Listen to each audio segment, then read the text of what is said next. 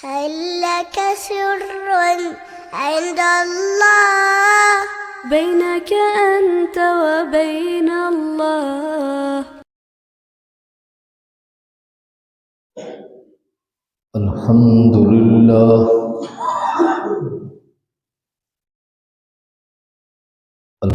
لله وكفى سلام على عباده الذين اصطفى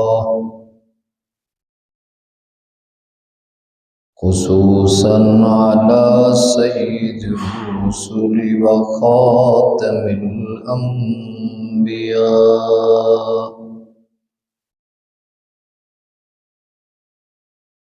أما بعد فأعوذ بالله من الشيطان الرجيم. بسم الله الرحمن الرحيم.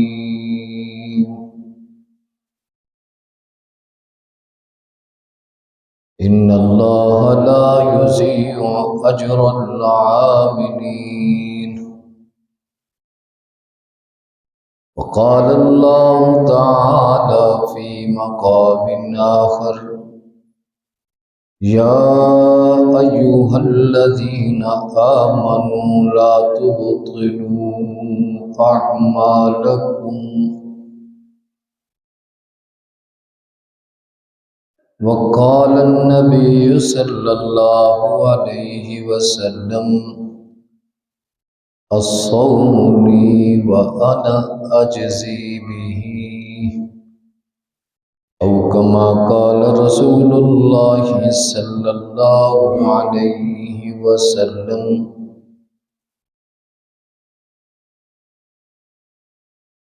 میرے انتہائی واجب القدر واجب الاحترام بزرگوں اور دوستوں علماء کرام،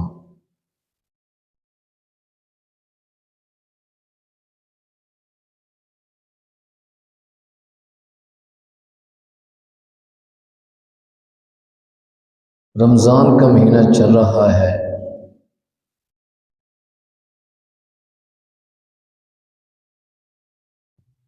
اس رمضان کے مہینے میں اللہ تعالی نے ہمارے اوپر ایک عبادت فرض کی ہے، اور وہ ہے روزہ۔ جیسا کہ اللہ تعالیٰ نے فرمایا: فَمَنْ شَهِدَ مِنْكُمُ الشَّهْرَ فَلْيَصُمْهُ، کہ جو بھی رمضان کا مہینہ پائے اس کو چاہیے کہ وہ کیا رکھے؟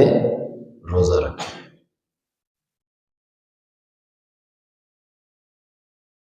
اور نبی کریم صلی اللہ علیہ وسلم نے فرمایا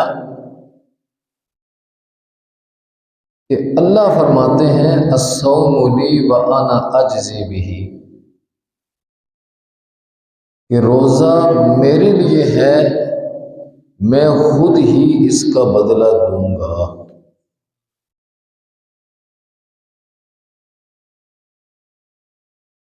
اب اس حدیث کی تفسیر بعض علماء نے یوں کی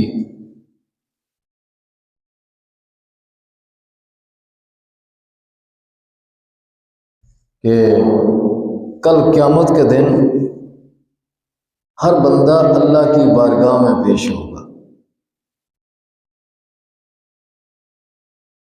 اور اللہ کی طرف سے کہا جائے گا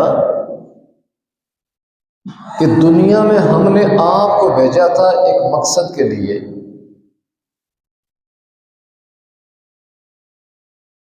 اور وہ مقصد کیا ہے؟ اللہ کی عبادت کرنا۔ جیسے کہ اللہ نے خود فرمایا: وَمَا خَلَقْتُ الْجِنَّ وَالْإِنسَ إِلَّا لِيَعْبُدُونَ، کہ میں نے انسانوں اور جنوں کو نہیں پیدا کیا مگر اس لیے تاکہ وہ میری کیا کریں؟ عبادت کریں۔ دوسرے کلمے میں فرمایا: لِنَنظُرَ كَيْفَ تَعْمَلُونَ، کہ ہم دیکھنا چاہتے ہیں تم کیسے عمل کرتے ہو۔ تو اللہ تعالیٰ کہیں گے نا کہ جس مقصد کے لیے ہم نے آپ کو بھیجا تھا، ذرا سامنے آ کر ذرا حساب دو، وہ اعمال ہماری بارگاہ میں پیش کرو تاکہ میں تمہیں اس کا اجر دوں۔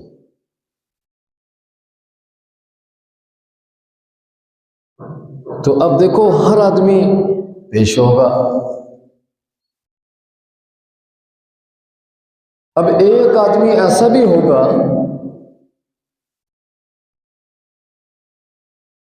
کہ وہ اپنے طور پر بڑا خوش ہوگا کہ بھائی آج کے دن لوگ ایک ایک نیکی کو ترس رہے ہیں اور میرے پاس تو الحمدللہ نیکیوں کا ڈھیر ہے، نمازوں کا ڈھیر ہے، روزوں کا ڈھیر ہے، زکوٰۃ کا ڈھیر ہے، حج کا ڈھیر ہے، بڑا خوش ہوگا۔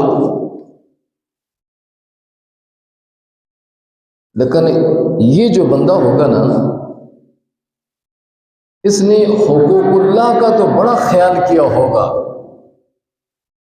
یعنی اللہ نے جو فرائض مقرر کیے ہیں ان کو اس بندے نے صحیح پابندی سے ادا کیا ہوگا، لیکن حقوق العباد کا اس نے بالکل لحاظ نہیں کیا ہوگا۔ تو جب یہ اللہ کی بارگاہ میں کھڑا ہوگا نا،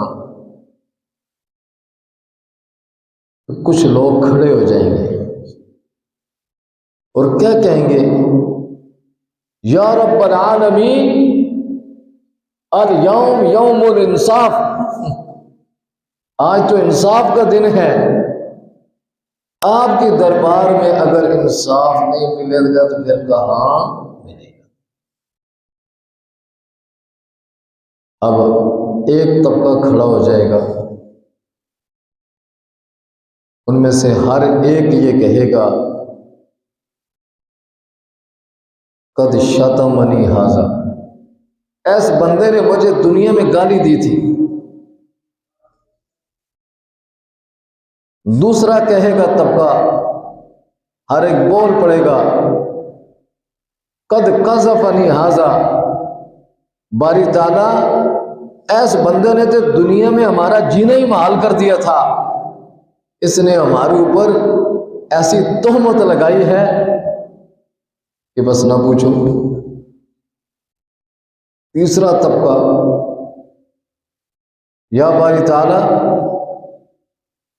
ایس بندے نے دنیا میں ہمیں مارا تھا، ہم کمزور تھے، اس سے بدلہ نہیں لے سکے، آج ہمیں بدلہ ملنا چاہیے۔ چوتھا طبقہ کہے گا یا رب العالمین قد اکل مالی ھذا، ایس بندے نے میرا مال کھایا، ہر ایک بول پڑے گا۔ تو اللہ تعالیٰ فرشتوں کو کہیں گے ٹھیک ہے، وَيُؤْتَى هَذَا مِنْ حَسَنَاتِهِ، اے جو طبقہ ہے اس کی نیکیاں اٹھا کر ان کو دے دو، اس کی نمازیں اٹھا کر ان کے حوالے کر دو، اس کی زکوٰۃ اٹھا کے ان کے حوالے کر دو، اس کے حج اٹھا کے ان کے حوالے کر دو۔ اب صرف پیچھے کیا باقی رہ جائے گا؟ روزہ۔ لیکن حقوق باقی ہیں،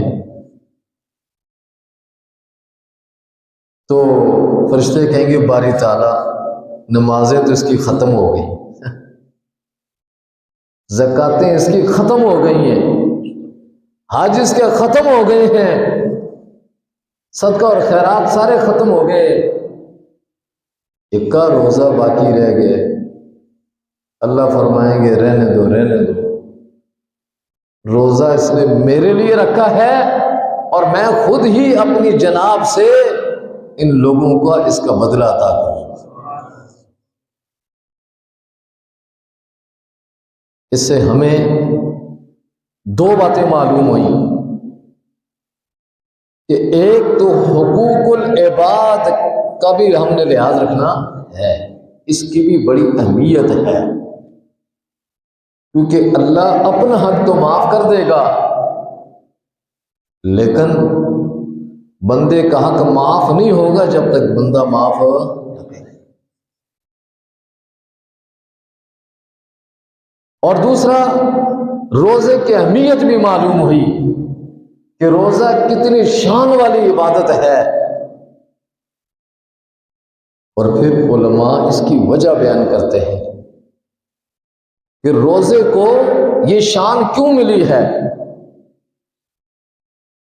تو دیکھو کہ جتنی بھی عبادات ہیں نا روزے کے علاوہ، نماز ہے، زکوٰۃ ہے، حج ہے، صدقہ اور خیرات ہے، جہاد ہے، ان ساری عبادتوں میں ریاکاری اور دکھلاوا ہو سکتا ہے۔ جس طرح دیکھو نا، آج ایک آدمی حج کے لیے جاتا ہے اور جب واپس آتا ہے تو اپنے گھر کے دروازے کے اوپر بورڈ لگاتا ہے، اور اس کے اوپر بڑا کر کے لکھتے ہیں الحاج فلاں۔ اب اس کا مقصد کیا ہے؟ لوگوں کو بتلانا کہ ان بزرگوں نے حج بھی کیا ہوا ہے۔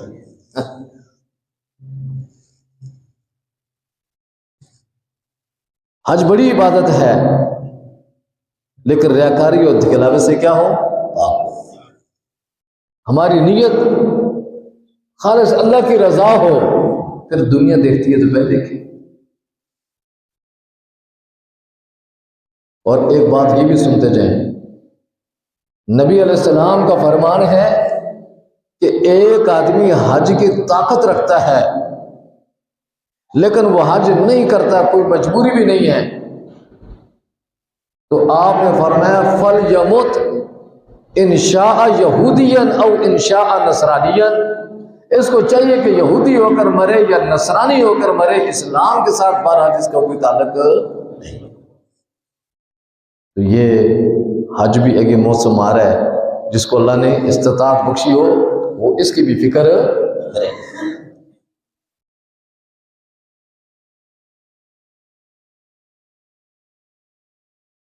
میں آپ کو یہاں پر ایک عجیب بات بتاؤں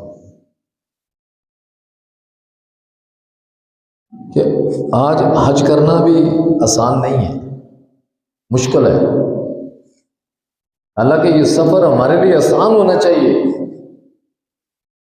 تاکہ ہم اس ذمہ داری سے کیا ہو سکیں، سبکدوش ہو سکیں۔ اور میں آپ کو عجیب بات بتاؤں کہ ایران شیعہ لوگ ہیں، اسلام سے ان کا کیا تعلق، لیکن ایران سے اگر کوئی آدمی حج کے لیے جاتا ہے تو 75% خرچہ حکومت برداشت کرتی ہے، اور ہندوستان ہندوؤں کا ملک ہے، کافروں کا ملک ہے، کافروں کی حکومت ہے، وہاں سے اگر کوئی آدمی حج کے لیے جائے تو نصف خرچہ حکومت برداشت کرتی ہے۔ اور سب زیادہ حج دنیا میں گیا تو ہمارے پاکستان والوں کے لیے کیا ہے؟ آج کتنے لوگ ایسے ہوتے ہیں ان کی خواہش ہوتی ہے، کون مسلمان ایسا ہے جس کی یہ خواہش نہ ہو کہ میں اللہ کے گھر کی زیارت کروں، رسول اللہ صلی اللہ علیہ وسلم کے روزے کی کیا کروں؟ زیارت کروں۔ کہ آپ نے فرمایا من زار قبری وجبت لہ شفاعتی یوم القیامہ، جو میرے روزے کی زیارت کرتا ہے کل قیامت کے اس کی شفاعت کرنا میرے ذمہ کیا ہے؟ لیکن جو ہمارے اوپر بدبخت حکمران بیٹھے ہوئے ہیں اور انہوں نے ان سفروں کو ہمارے لیے کیا کر دیا؟ مہنگا کر دیا، مشکل کر دیا۔ تو میں نے کہا جی روزے کو اللہ نے یہ شان کیوں ادا کی؟ یہ ریاکاری اور دکھلاوے سے کیا ہے؟ اس میں خلوص ہے، اور اللہ کو وہ عبادت بڑی پسند ہے جس میں ریاکاری نہ ہو، جس میں دکھلاوا نہ ہو، جس میں خلوص ہو، اللہ کی رضا شامل ہو۔ ایسے نہیں اللہ کے نبی نے فرما دیا کہ من صام ایمانا و احتسابا غفر له ما تقدم من ذنبی، کہ جو بندہ ایمان اور اخلاص کے ساتھ روزہ رکھتا ہے، اللہ اس کے روزہ رکھنے کی وجہ سے اس کی بخشش فرما دیتے ہیں۔ اور یاد رکھو، ایک آدمی مخلص ہو نا، مخلص ہو، اس کے دل میں عمل کرنے کا جذبہ ہو، لیکن وہ عمل نہ کر سکے، اللہ تعالیٰ پھر بھی اس کے عمل کا پورا پورا ثواب اس کو عطا فرماتے ہیں۔ موسیٰ علیہ السلام کے زمانے میں قحط پڑا، ایک بنی اسرائیل بڑا نیک پارسا اور متقی، بڑا مخلص، وہ جا رہا ہے، راستے میں اس نے دیکھا کہ مٹی کے بڑے بڑے ٹیلے ہیں، کہنے لگا کاش میرے پاس اتنا غلہ ہوتا نا تو میں بوریاں بھر بھر کے اپنی پیٹھ پہ لاد کر کے غریبوں اور مسکینوں پر کیا کرتا، تقسیم کرتا۔ اللہ نے موسیٰ علیہ السلام کی طرف وحی بھیجی کہ ایک کریم، اس بندے کو پیغام دے دو کہ ہم نے تمہارے نامہ اعمال میں اس کا ثواب درج کر دیا۔ اس لیے حضور فرماتے ہیں نیت المومن خیر من عملی، کہ مومن کی نیت اس کے عمل سے کیا ہے، بہتر ہے۔ اس لیے ہمارے دلوں میں اخلاص ہونا چاہیے۔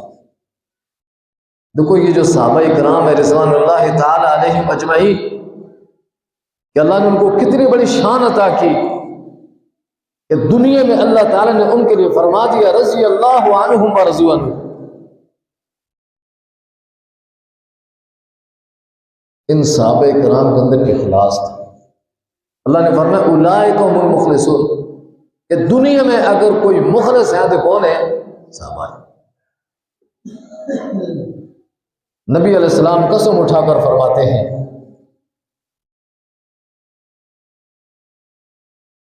وَوَالَّذِي نَفْسِي بِيَدِهِ، قسم اس ذات کی جس کے قبضہ قدرت میں میری جان ہے، لو ان احدکم انفق مثل احد ذهبا، اگر تم میں سے کوئی ایک آدمی احد پہاڑ کے برابر سونا خرچ کرے، اس کے برابر احد پہاڑ، آپ نے دیکھا ہوا ہے نا، اللہ تعالیٰ ہم سب کو اس کی زیارت نصیب کرے۔ ایک عجیب بات دیکھو، میرے سمیت آج ہر آدمی یہ دعویٰ کرتا ہے کہ مجھے رسول اللہ سے بڑی کیا ہے، محبت ہے، ہونی چاہیے، کیونکہ اس کے بغیر بندے کا ایمان نامکمل ہے۔ لا یؤمن احدکم، تم میں سے کوئی آدمی سو تو مومن ہو ہی نہیں سکتا حتی اکون احب الیہ من والدی وولدی والناس اجمعین، کہ جب تک میری ذات اس کے یہاں کائنات کے بسنے والے تمام انسانوں سے زیادہ محبوب ہو۔ لیکن یاد رکھنا، نبی علیہ السلام سے صرف انسانوں نے محبت نہیں کی، حیوانوں نے محبت کی، پہاڑوں نے بھی کیا کی، محبت کی۔ نبی علیہ السلام احد پہاڑ پہ چڑھتے ہیں، آپ کے ساتھ ابو بکر ہے، حضرت عمر ہیں، حضرت عثمان ہیں، وہ پہاڑ ہلنے لگا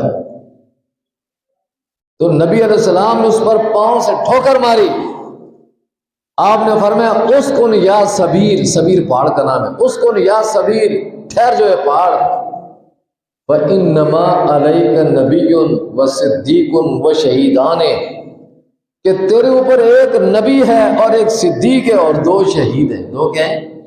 وہ کون؟ حضرت عمر اور حضرت عثمان۔ وہ کہ حضور نے اپنی زبان مبارک سے پیشن گوئی بھی کر دی، یہ دونوں ہستیاں کیا ہوں گی؟ شہید ہوں گی۔ اور نبی علیہ السلام نے صحابہ سے فرمایا ھذا جبل احد، اے جڑا پہاڑ ہے نا اس کا نام احد ہے، وَهُوَ يُحِبُّنَا وَنَحْنُ نُحِبُّهُ، یہ ہم سے محبت کرتے ہیں اور ہم اس سے محبت کرتے ہیں۔ تو حضور کیا فرما رہے ہیں؟ تم میں سے اگر کوئی آدمی احد پہاڑ کے برابر سونا خرچ کرے اور اس کے مقابلے میں میرا صحابی ایک مد جو کے خرچ کرے، تو فرمایا کہ تم اجر میں اس کے ایک مد کو بھی نہیں پا سکتے، اس کے نصف کو بھی نہیں پا سکتے۔ کیوں؟ جو اخلاص اللہ نے ان کو عطا کیا وہ اخلاص تمہارے اندر نہیں۔ تو میں نے کہا جی روزہ بڑی عظیم شان عبادت، اللہ فرما رہے ہیں الصوم لی وانا اجزی بہ، روزہ میرے لیے ہے اور میں خود ہی اس کا کیا دوں گا۔ لیکن آپ کہیں الحمدللہ روزہ تو ہم نے رکھا ہے، اور آج کتنے روزے ہو گئے؟ 13 ہو گئے۔ اللہ تعالیٰ آگے بھی ہمیں رکھنے کی توفیق نصیب فرمائے۔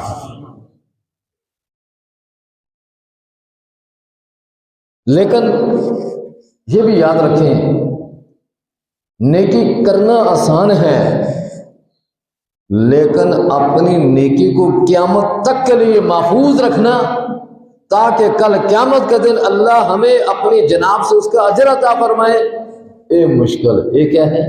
مشکل۔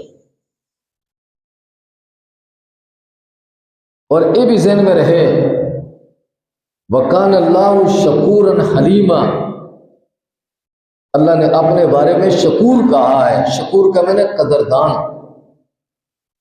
کہ اللہ فرماتے ہیں کہ میں بڑا قدردان ہوں، تم اگر نیکی کرو گے تو میں تمہاری نیکی کو ضائع نہیں کروں گا، بلکہ میں تمہاری نیکی پر بڑھا چڑھا کر 10 گنا زیادہ آپ کو اجر عطا فرماؤں گا۔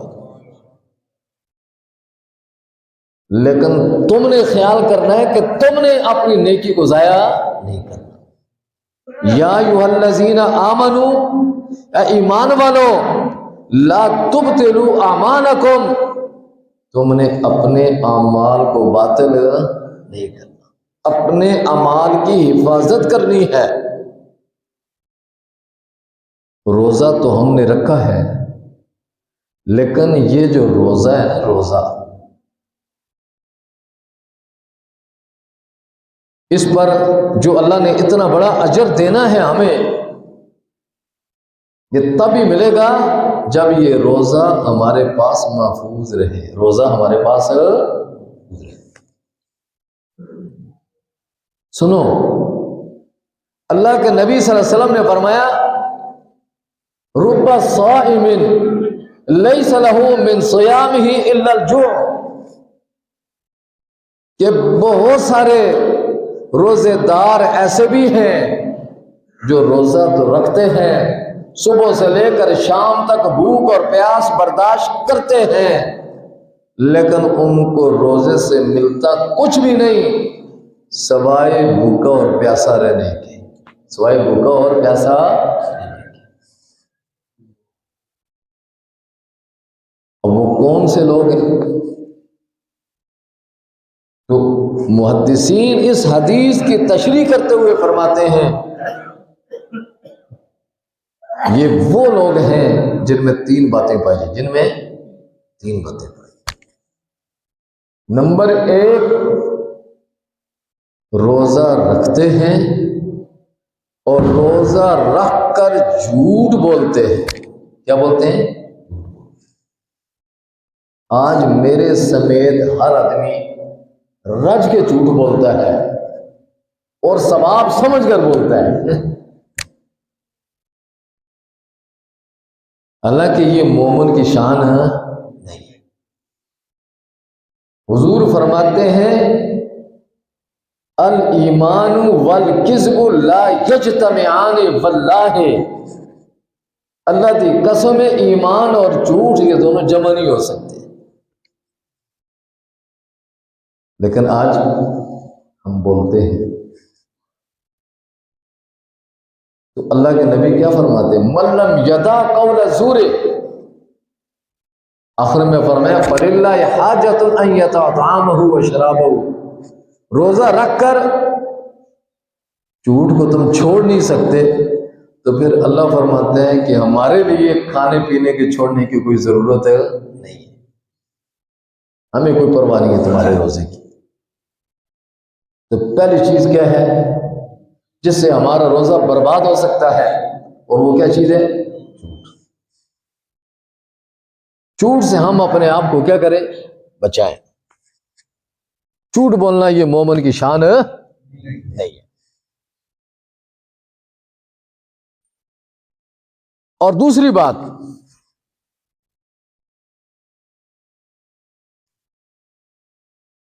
جس کی وجہ سے بندے کا روزہ ضائع ہو سکتا ہے، وہ کیا ہے؟ غیبت۔ وہ کیا ہے؟ غیبت۔ وہ بھی ہم میں سے ہر ایک کرتا ہے۔ اور غیبت کہتے کس کو ہیں؟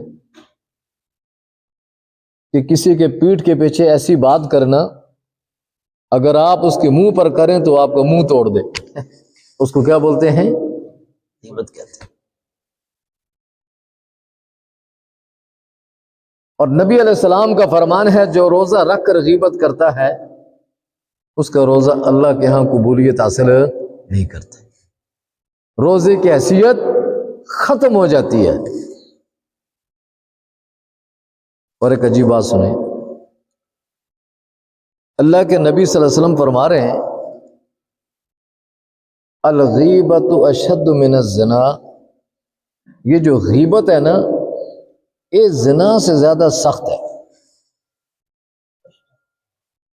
صحابہ کرام بھی بڑے حیران ہو گئے، یا رسول اللہ زنا تو پھر زنا ہے۔ ایک حدیث میں یوں آتا ہے، لا یزنی حین یزنی وہو مومن، نعوذ باللہ جس وقت زانی زنا کر رہا ہوتا ہے اس وقت اس سے ایمان کو نکال لیا جاتا ہے، اگر اس حال میں اس کا انتقال ہو جاتا ہے تو وہ دنیا سے بغیر ایمان کے جاتا ہے۔ اور اللہ قرآن میں فرماتا ہے، وَلَا تَقْرَبُوا الزِّنَا، اس کے قریب بھی نہ جاؤ، إِنَّهُ كَانَ فَاحِشًا، یہ کھلی بے حیائی ہے، وَمَقْتًا، اور اللہ کی ناراضگی کا سبب ہے، وَسَاءَ السَّبِيلُ، اور بہت برا راستہ ہے۔ اور اللہ کے نبی فرماتے ہیں، جس قوم میں دو بیماریاں عام ہو جائیں تو آپ نے فرمایا فقد احلوا بانفسہم سخط اللہ، بس انہوں نے اپنے آپ کو اللہ کے عذاب کا حقدار بنا دیا، اپنے آپ کو اللہ کے عذاب کا مستحق بنا دیا، کسی وقت بھی ان پر اللہ کا عذاب آ سکتا ہے۔ اور وہ کون سی دو؟ نمبر 1 الزنا، نمبر 2 الربا، سود۔ کیا جی؟ سود۔ یہ دو ہیں، فرمایا سمجھو ان پر اللہ کا عذاب آ گیا۔ اگر نہیں آ رہا تو چونکہ اللہ حلیم ہے، بردبار ہے، اس لیے اللہ تعالیٰ نے اپنے عذاب کو روک کے رکھا ہوا ہے، ورنہ وہ عذاب کے کیا ہے؟ مستحق ہو جاتی ہے وہ قوم جس میں دو بیماریاں پیدا ہو جائیں۔ تو صحابہ کہہ رہے ہیں، یا رسول اللہ آپ کہہ رہے ہیں غیبت زنا سے بھی زیادہ سخت ہے، زنا کی وجہ سے تو بندے کا ایمان نکل جاتا ہے، اور زنا کی وجہ سے اللہ کا عذاب آ جاتا ہے، اور غیبت کرنے سے ایمان تو خارج نہیں ہوتا، غیبت کی وجہ سے اللہ کا عذاب تو نہیں اترتا۔ تو یا رسول اللہ آپ کیسے فرما رہے ہیں الغیبت اشد من الزنا؟ آپ ذرا اس پہ غور کریں۔ تو نبی علیہ السلام نے فرمایا، میرے صحابہ سنو، ایک آدمی زنا کرتا ہے، فیتوب، اس کے بعد توبہ کرتا ہے، تو فیتوب اللہ علیہ، اللہ اس کی توبہ قبول کر لیتا ہے، اور یہ بندہ اللہ کا محبوب بن جاتا ہے، التائب حبیب اللہ، التائب من الذنب کمن لا ذنب له۔ لیکن ایک آدمی غیبت کرتا ہے اور اس کے بعد توبہ کرتا ہے تو لا یغفر لہ، اس کی توبہ قبول نہیں ہے، لا یغفر لہ، اس کے لیے معافی نہیں ہے۔ زنا پر معافی ہے لیکن اس پر معافی نہیں ہے۔ حتی یغفرہا لہ صاحبہ، یہاں تک کہ وہ بندہ معاف نہ کرے جس کی غیبت کی گئی ہے، جب تک وہ معاف نہیں کرے گا تو معافی نہیں ہوگی۔ تو یہ معافی مانگنا بھی تو بڑا مشکل ہے۔ ایک آدمی کو ہم جا کر یہ کہیں کہ یار ہم مجھے معاف کرنا، میں نے آپ کے پیٹھ کے پیچھے آپ کی غیبت کی ہے، وہ کہے گا اچھا، منہ تے منہ چنگا چنگا پڑھنے اور میرے پیچھے میرے ہی کپڑے دھوتا ہے، تو یہ مشکل ہو جائے گا نا معافی مانگنا۔ اس لیے حضور نے فرمایا زنا سے بھی زیادہ کیا ہے، سخت ہے۔ اچھا اگلی بات سنو، جس کی ہم نے غیبت کی ہے وہ تو دنیا سے ہی چلا گیا، وہ فوت ہو گیا ہے، اب ہم نے معافی مانگنی ہے تو کیسے مانگیں گے؟ تو معاملہ مشکل ہو جائے گا کہ نہیں ہوگا؟ اب ذرا میری بات پہ غور کریں، حضور کی فرمان ہے۔ اس لیے آپ نے فرمایا الغیبۃ اشد من الزنا، کہ غیبت زنا سے بھی زیادہ کیا ہے، سخت ہے۔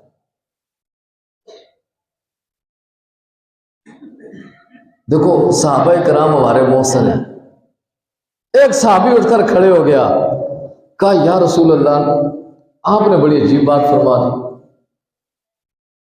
کہ غیبت جس کی ہے جب تک وہ معاف نہیں کرے گا تو معافی نہیں ملے گی، بھلے توبہ کرتا رہے۔ تو یا رسول اللہ جو بندہ فوت ہو گیا ہے، ہم نے اس کی غیبت کر دی ہے، تو اب ہم معافی کیا مانگے تو کیسے مانگے؟ تو آپ نے فرمایا کہ یہ الفاظ دہراتے رہو، ہو سکتا ہے ان الفاظ کی بنیاد پر تمہیں معافی مل جائے، ہو سکتا ہے۔ وہ کون سے؟ اللہم اغفر لی ولہ، اللہم اغفر لی، اس کو یاد کرو، اللہم اغفر لی ولہ، جس کا معنی کہوے اے اللہ تو مجھے بھی معاف فرما، اور جس کی میں نے غیبت کی اللہ تو اس کو بھی کیا کر، معاف فرما۔ اگر کل قیامت کے دن اللہ نے اس کی بخشش کر دی تو اللہ کی طرف سے کہا جائے گا تیری جو بخشش ہو چکی ہے، تیری بخشش کا سبب یہ آدمی بنا ہے جس نے غیبت کی ہے، آپ اس کو بھی کیا کر دیں، معاف کر دیں، تو تاکہ اس کے لیے بھی میری بخشش کا کیا ہو جائے، فیصلہ ہو جائے۔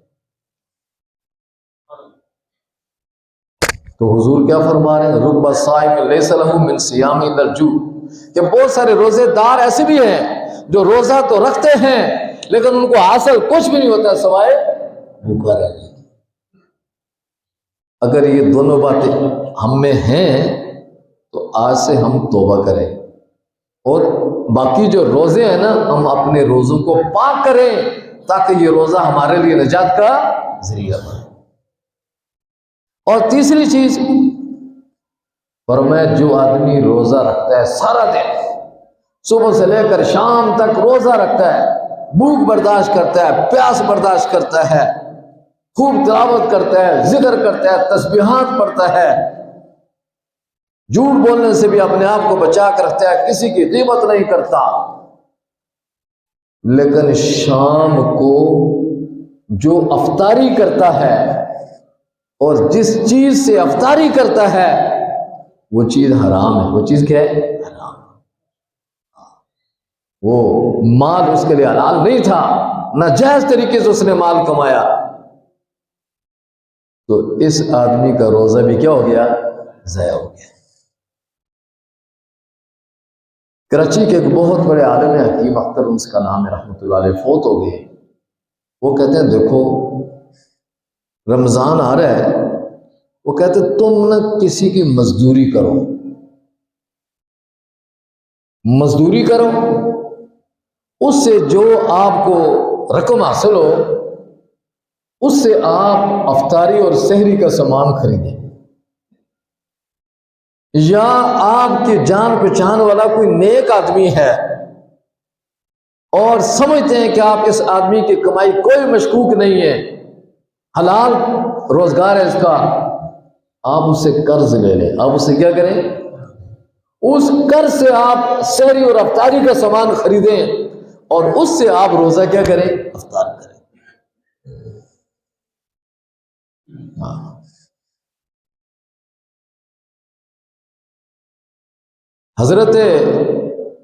حضرت ایک صحابی ہیں، ان کا نام ہے سعد بن ابی وقاص رضی اللہ تعالیٰ عنہ۔ نبی علیہ السلام کے پاس آتے ہیں اور آ کر عرض کرتے ہیں یا رسول اللہ کوئی ایسا وظیفہ بتلائیں کہ میں دعا کروں، میری ہر دعا کیا ہو؟ قبول ہو۔ تو نبی علیہ السلام نے فرمایا سعد بڑی آسان بات ہے، اتم مطعمک، اپنے کھانے کو ذرا پکیزہ بنا دے، تکن مستجاب الدعوات، تو کیا بن جائے گا؟ مستجاب الدعوات بن جائے گا۔ اللہ کے نبی صلی اللہ علیہ وسلم نے فرمایا ایک آدمی بڑا لمبا صبر کرتا ہے اور حرم میں پہنچتا ہے، عرفات کے میدان میں اللہ کے سامنے کھڑا ہوتا ہے، اس کے بدن پر 2 چادریں ہوتی ہیں کفن نما، اس کے چہرے پر گرد و غبار پڑا ہوتا ہے، اس کے بال بکھرے ہوتے ہیں، وہ پاؤں سے ننگا، سر سے ننگا ہوتا ہے، اللہ کی بارگاہ میں کھڑا ہوتا ہے اور یوں کہتا ہے یا ربی یا ربی۔ نبی علیہ السلام نے فرمایا کیف یستجاب دعاء، اس بندے کی دعا قبول ہو تو کیسے قبول ہو؟ وَمَطَمُ حرام، کہ اس کا کھانا بھی حرام ہے، وَمَشْرَبُ حرام، اس کا پینا بھی حرام ہے، وَمَلْبَسُ حرام، اس کے بدن کے اوپر جو لباس پہنا ہوا ہے یہ بھی کیا ہے؟ حرام ہے۔ تو اس کی دعا قبول ہو تو کیا ہو؟ کیسے قبول؟ اگر ہم چاہیں کہ ہمارا روزہ اللہ کی بارگاہ میں قبولیت حاصل کرے تو پھر ہم کیا کریں؟ جھوٹ سے بھی اپنے آپ کو بچائیں، غیبت سے بھی بچائیں اور حرام سے بھی اپنے آپ کو کیا کریں؟ بچائیں۔ وہ کہنے لگے کہ کراچی کے اندر ایک بہت بڑا سیٹ تھا، ہر وقت اس کے ہاتھ میں تسبیح لپٹی ہوتی تھی، سبحان اللہ سبحان اللہ الحمدللہ اللہ اکبر اللہ اکبر، اٹھتے بیٹھتے استغفر اللہ استغفر اللہ، بڑا ورد کرتا اور ہر سال حج کے لیے بھی جاتا اور مسجد نبوی میں جا کر اعتکاف بیٹھتا اور اکیلے نہیں جاتا، ساتھ کچھ بہت سارے احباب کو بھی لے جاتا۔ تو حکیم صاحب کہنے لگے اس نے مجھے بھی دعوت دی، میں نے کہا جی میں تو الحمدللہ فرض ادا کر چکا ہوں، حج بھی کر چکا ہوں، عمرہ بھی ادا کر چکا ہوں، کوئی اور ہمارا بھائی ہے جو نہیں کر سکا، آپ اس کو بھیجیں۔ وہ کہنے لگے، ہم نے کہا چلو اس کی تحقیق تو کریں، حضرت کا کاروبار کیا ہے؟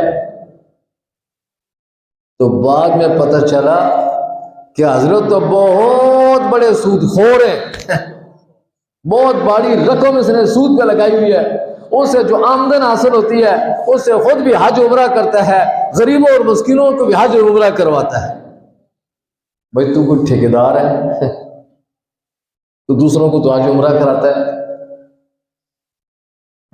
اس لیے ہم جو ہے نا اس چیز کا بھی کیا رکھیں؟ خیال رکھیں، اس نہ ہو کہ ہماری باتیں چلی جائیں۔ حرام خور کی عبادت اللہ کے یہاں قبل قبول نہیں ہے۔ تو رمضان کا مہینہ ہے، رمضان کے مہینے کے اندر ہمارے اوپر اللہ نے کیا فرض کیا ہے؟ روزے۔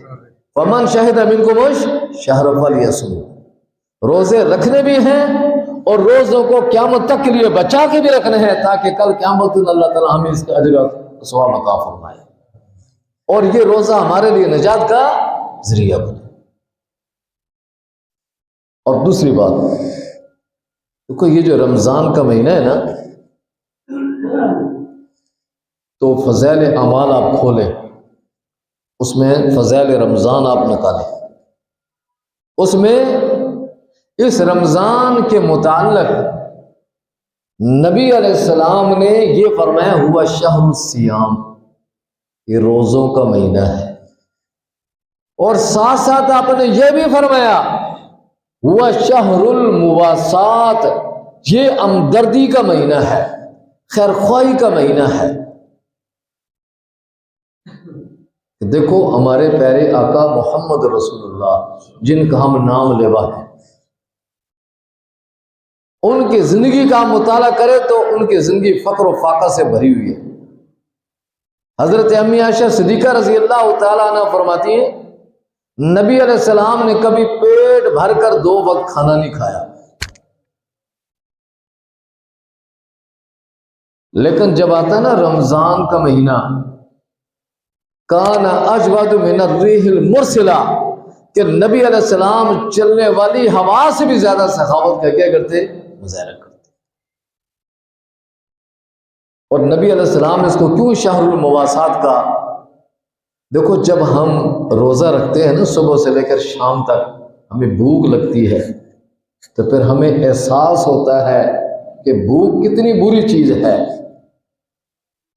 تو پھر وہ لوگ جو پورے سال ہی فقر و فاقے کے اندر مبتلا رہتے ہیں، تو پھر ہمارے دلوں میں یہ جذبہ پیدا ہوتا ہے کہ بھائی ہم غربا اور مساکین کا بھی کیا رکھیں گے، خیال رکھیں گے۔ اس لیے آپ کا جو محلہ ہے اس محلے کے اندر تلاش کریں جو سفید پوش لوگ ہیں، غریب اور مسکین لوگ ہیں، جا کر ان کے ساتھ تعاون کریں اور خاموشی سے جا کر ان کو دے دیں، یہ میری طرف سے ہدیہ ہے، میری طرف سے یہ تحفہ ہے، آپ جا کر ان کو دیں۔ جو آدمی صاحب استطاعت ہے غربا اور مساکین کا خیال نہیں رکھتے، وہ کبیرہ گناہ کا مرتکب ہے۔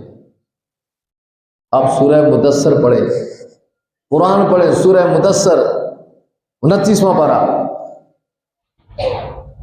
اس کے اندر یہ آیت موجود ہے کہ ایک مسلمان جو مجرم ہے جب جہنم کے دروازے پر پہنچے گا نا تو جہنم کا دروغہ اس کو کہے گا ماشاءاللہ شکل سے تو تسی مسلمان لگ دے ہو،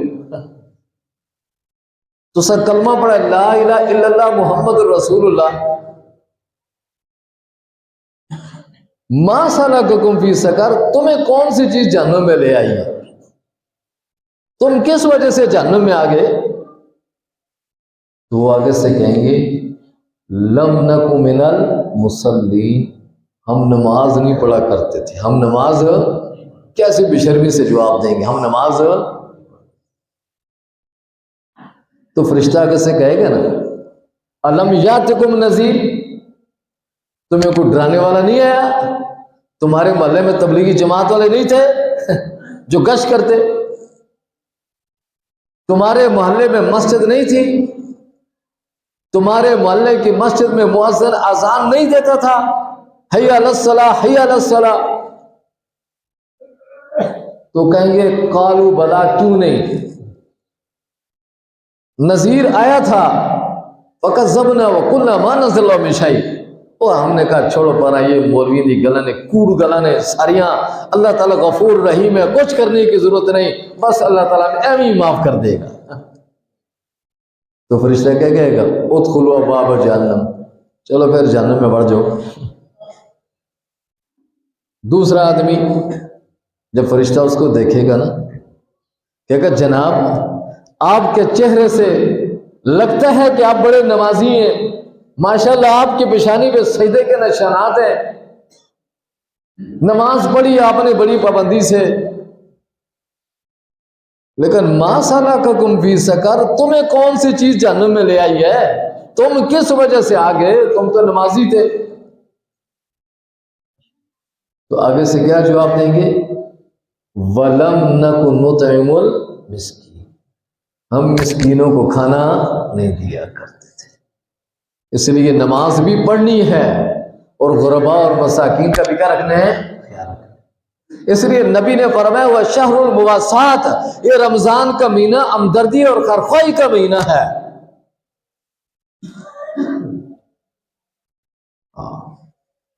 الخلق عیال اللہ، حضور نے فرمایا یہ ساری مخلوق اللہ کا کنبہ ہے، فَحَبُّ الْخَلْقِ إِلَى اللَّهِ مَنْ أَحْسَنَ إِلَىٰ عِيَالِهِ، اللہ کے نزدیک سب سے زیادہ محبوب اللہ کو وہی بندہ ہے جو اللہ کی مخلوق کا رکھے خیال رکھے۔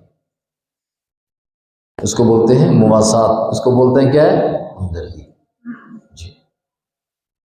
تو اس کا بھی ہم نے کیا رکھنا ہے، خیال کرنا ہے جی۔ اگر رمضان آ رہا ہے، فطرانہ اللہ نے رکھا ہے، یہ روزوں کا ادا کرنا ضروری ہے۔ اور یہ کیا کریں؟ سب سے پہلے آپ کے محلے کے جو غربا ہیں، مساکین ہیں، آپ کی برادری کے جو لوگ ہیں، آپ جا کر ان کو تلاش کریں، ان کو دیں، اس پر دوہرا اجر ملے گا آپ کو، صلہ رحمی کا ثواب، ان کی ضرورت بھی پوری ہوگی۔ اور یہ تو ہو گیا۔ اور تیسری بات، یہ جو رمضان کا مہینہ ہے نا، اللہ کے نبی نے اس کو 3 حصوں میں تقسیم کیا ہے۔ کتنے حصوں میں؟ 3 حصوں میں۔ آپ نے فرمایا اول رحمت، اس کا پہلا حصہ رحمت ہے، واوسط مغفرت، اس کا درمیان والا عشرہ کیا ہے؟ مغفرت ہے، وآخر عتق من النار، اور اس کا جو آخری عشرہ ہے وہ جہنم سے کس کا ہے؟ آزادی کا۔ تو یہ درمیان والا عشرہ چل رہا ہے نا، اس عشرے کا تقاضا یہ ہے کہ ہم استغفار کریں۔ کیا کریں؟ استغفر اللہ، استغفر اللہ، اس کو اپنا معمول بنائیں۔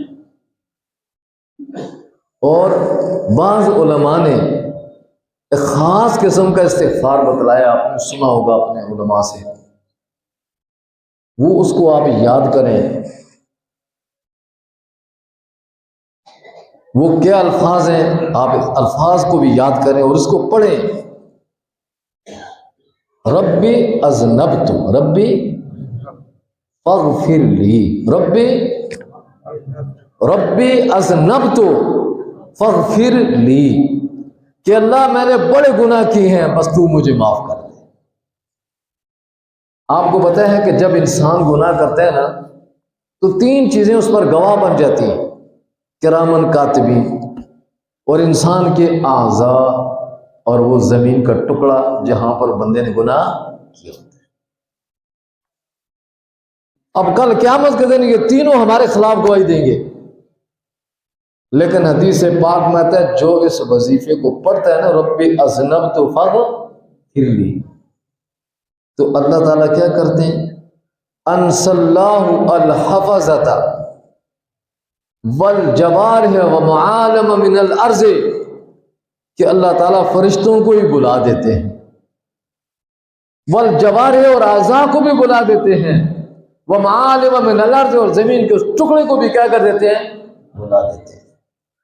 اس لیے یہ الفاظ یاد کر، ربی اذنبت فاغفر لی، ربی اذنبت فاغفر لی۔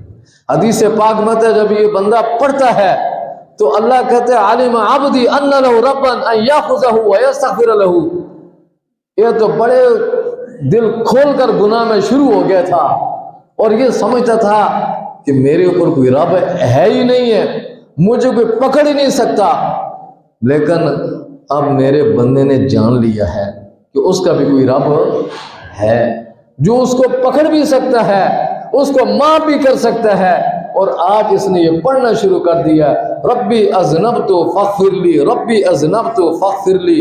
اللہ فرشتوں کو کہتا ہے فاشہدوا، تم گواہ ہو جو قد غفرت لہ، میں نے اس کو کیا کر دیا؟ معاف کر دیا۔ تو کیا کریں گے؟ یہ دعا پڑھیں، ربی اذنبت فاغفر، استغفار پڑھیں۔ جی میں اپنی بات کو سمیٹتا ہوں، ختم کرتا ہوں۔ حسن بصری رحمۃ اللہ علیہ جو بہت بڑے اللہ کے ولی ہیں، بیٹھے ہوئے، ایک آدمی آیا، آ کر کہنے لگا حضرت دعا کریں، بارش ہو، خشک سالی ہے، کات سالی ہونے کو ہے، زمینیں بنجر پڑی ہیں، فصل نہیں ہے، آگے سال کیسے گزرے گا؟ حضرت نے اس کو کہا استغفار کرو۔ کیا کرو؟ استغفر اللہ پڑھو۔ ٹھیک ہے۔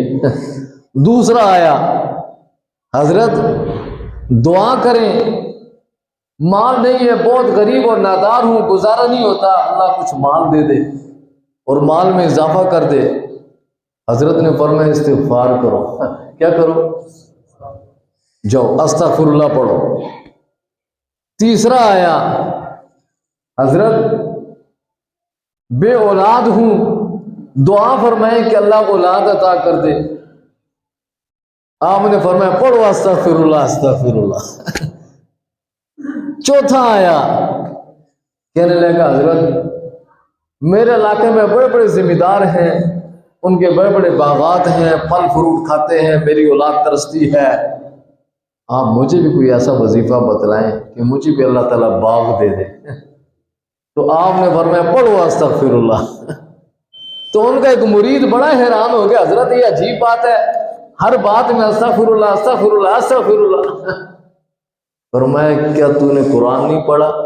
کھول سورہ نوح، سورہ، اللہ تعالیٰ کیا فرماتے ہیں؟ حضرت نوح علیہ السلام اپنے قوم کو کہہ رہے ہیں استغفروا ربکم انہ کان، آگے کیا فرمایا؟ یرسل السماء علیکم مدرارا، برسائے گا اللہ تمہارے اوپر کیا چیز؟ بارش۔ وَيُمْدِدْكُمْ بِأَمْوَالٍ، اللہ تمہارے مالوں میں بھی کیا کرے گا؟ اضافہ کرے گا۔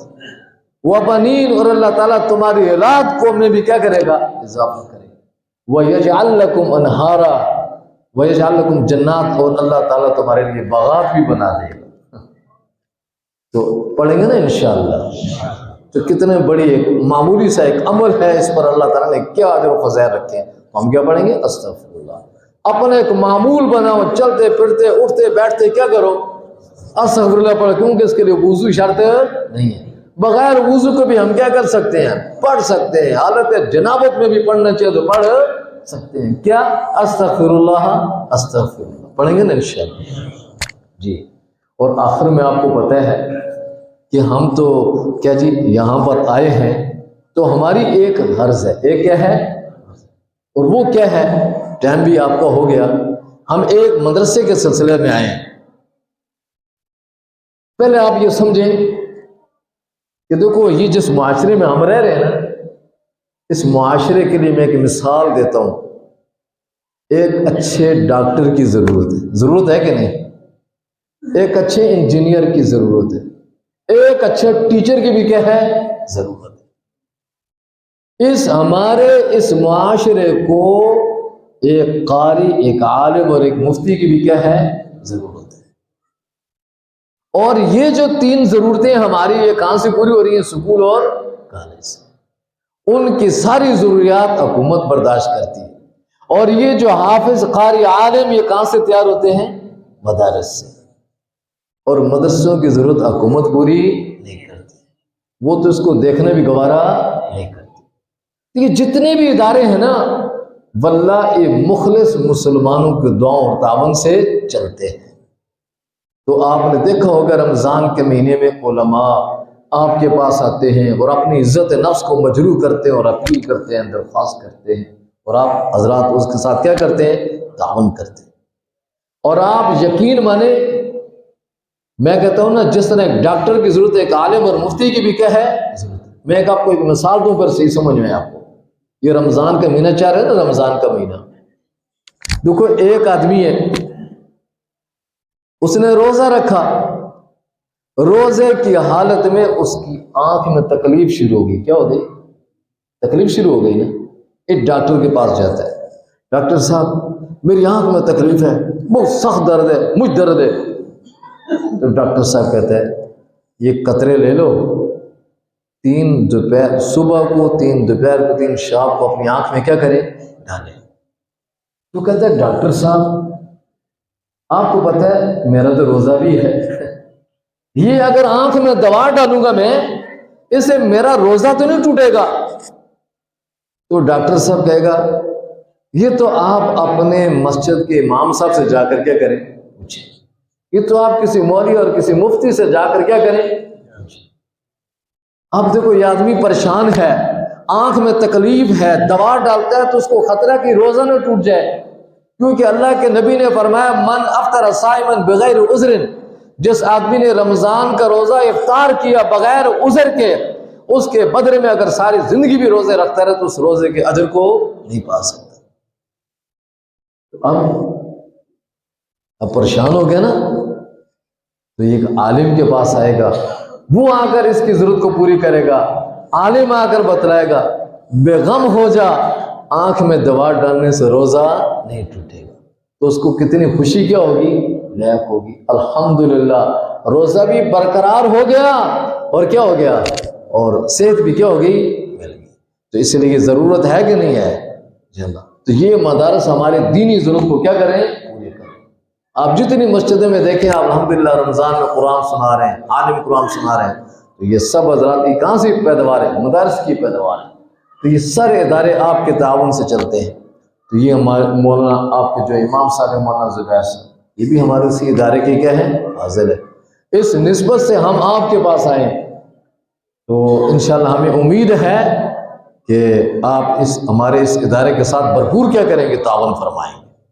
308 کے قریب ہمارے پاس طلباء تھے گزشتہ سال، اس طرح ہوتے ہیں طلباء 300 سے اوپر ہوتے ہیں، 3 کلاس حفظ کتنے طلباء ہوتے ہیں، تو یہ سب کچھ آپ کے تعاون سے پورا ہوتا ہے۔